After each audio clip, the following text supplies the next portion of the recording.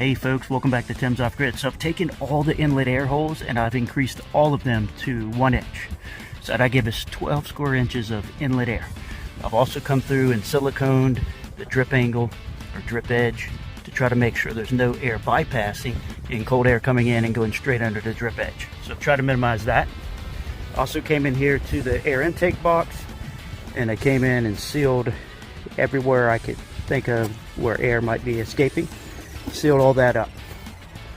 The next thing is I went ahead and put some silicone to hold the temperature sensor in place up here at the top. And remember, I'm using Yolink temperature sensors. And one of the important things is make sure they're all calibrated the same. So I did notice one of them was calibrated for 5 degrees lower in our initial testing.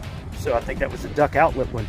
So that might have been why we had some temperature differences for the duct coming in and out. So next I'm going to go ahead and paint everything black that's on the outside of the box. Yep, it's cold out here and temperature's still dropping. I think this is only 32 because it had been inside and it's reading the temperature in there, but it's really like 19 out here.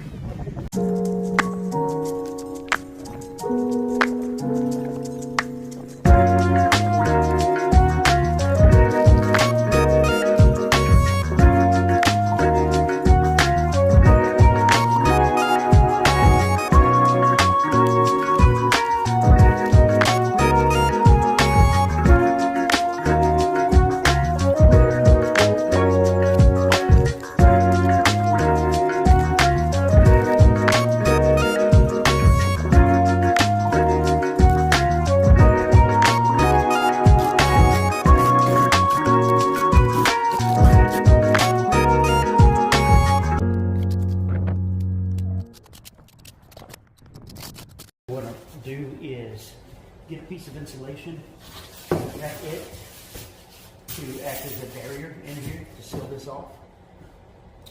And that's what I'll do. I'll come in here and cut that just a couple inches, and we'll see what that does. That still gives us like the 1 inch inside of here.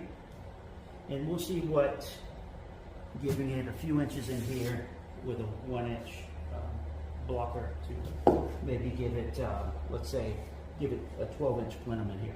So that's what I'll do here. All right.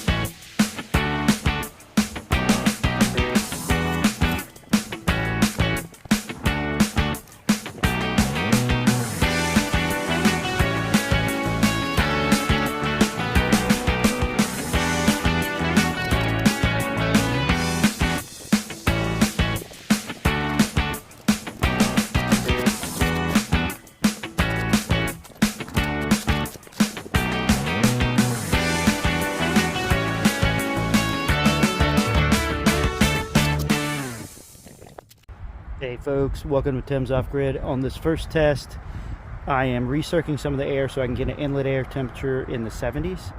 So with 71 degree inlet air, we're at 90 degrees after we radiate across the drip edge and we go down inside that center one, we're at 90. So we've picked up 20 degrees and we picked up another 15 by going down through the drip edge and coming out the back. So I'm recircing some of the air right now. We're going to do another test with a little bit more CFM. Hey folks, welcome to Tim's Off Grid. We're doing testing this afternoon. So right now, I took our highest reading and we're doing 748 feet per minute, which is about 65 cubic feet per minute. We're just over half of the speed of the fan. And the other thing is the corrugations in here slow the fan speed down. And I'm doing research so I can simulate an internal environment. So I'm simulating an intake of 67 and 82 degrees as we go across the drip edge, and we're at 82 at the top as we enter the drip edge, and we pick up another 14 to 15 degrees as we go back down inside the drip edge for a delivery temperature into the space of about 97 degrees. So it is about 23 degrees outside. But this would be about what it would be like, a 30 degree delta T in a really, really cold environment like this. So testing continues. Appreciate everybody. Thanks.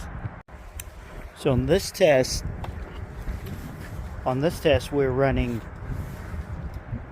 1043, which is 91 CFM, and we've recirced up to 73 degree for our inlet air coming in, inlet air plenum down here in the bottom, 81 degrees at the top of the drip angle after the first pass, 94 coming back out. So 21 at 91 CFM. So not as much delta T when we increase the fan speed.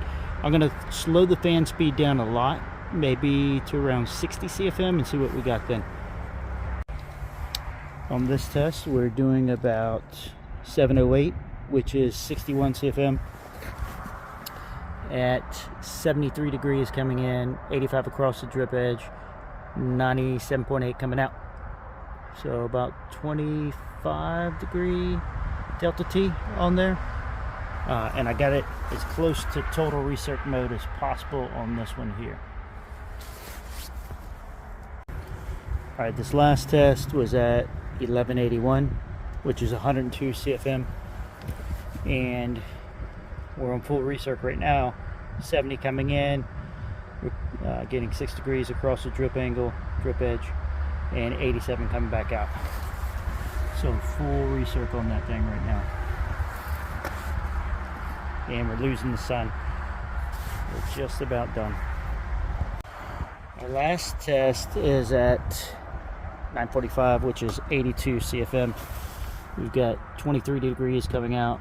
We've got a 30 degree delta T, 33 degree delta T coming across, and we're picking up about, what is that, 8?